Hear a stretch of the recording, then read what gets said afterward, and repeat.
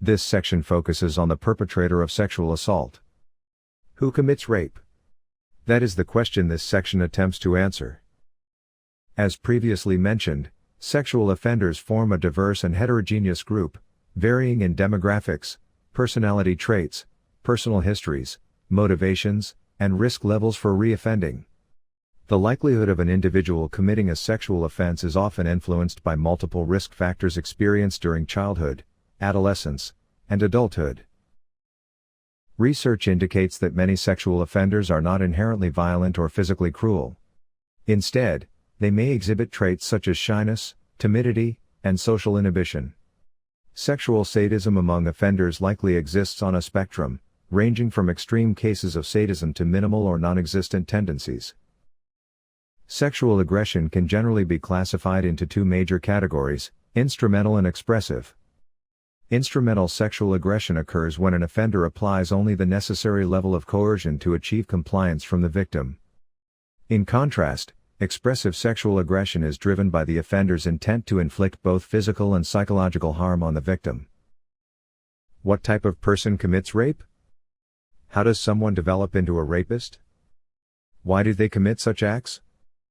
Can a rapist personality be easily identified? Are rapists mentally disordered? In general, sexual socialization and social learning play a significant role in shaping a rapist's perceptions, particularly regarding what they believe rape accomplishes and how they define masculinity, in the case of male perpetrators. It is important to recognize that sexual socialization, or sexual learning, is rarely acquired solely from home or school. Instead, it is often influenced by peers, friends, entertainment media, social media, and personal experiences. The most consistent demographic finding is that rapists in particular tend to be young. According to UCR data, in 2017, 40% of those arrested for rape were under age 25, and 17% were under age 18. In general, the recorded recidivism rate of sex offenders is less than commonly believed, ranging from 10% to 15% over 5 years and between 10% and 25% after 5 years. Many men accused and convicted of rape have had ongoing conflicts with society long before committing their current offense. Some scholars refer to this broader pattern of behavior as general criminality, which reflects a persistent tendency toward rule violation, impulsivity, and cruelty. This concept overlaps with traits associated with antisocial personality disorder, psychopathy, and antisocial personality patterns. Compared to other sexual offenders, child sex offenders are more likely to reoffend, though they typically confine their offenses to sexual crimes and exhibit lower levels of violent aggression. For rapists, factors such as antisocial and aggressive traits, anger, premeditation, and sadism, are strong predictors of recidivism. In contrast, child sex offenders are more likely to reoffend when they exhibit social isolation, an impulsive lifestyle, and intense sexual preoccupations. Your book examines a study on recidivism predictability based on 3 themes: hostility, criminality, and sexual exploitation/involvement. Hostility involves verbal violence, insults, tearing clothing, and an overall aggressive tone toward the victim.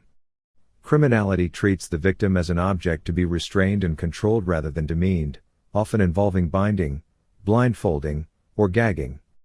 Sexual exploitation/involvement, or pseudo-intimacy, reflects attempts to bond with the victim through affection, apologies, or sexual fantasy enactment. The study found that the criminality theme was the strongest predictor of sexual recidivism, often linked to an extensive history of both sexual and non-sexual offenses. Research indicates that men who sexually assault women often hold attitudes and beliefs that promote male dominance, control, and power, while expecting women to be submissive, permissive, and compliant. For example, one study found that men prone to committing rape strongly endorse rape-supportive myths, such as the belief that most women enjoy being dominated, that a woman cannot be raped unless she wants it, or that women who say no are usually lying.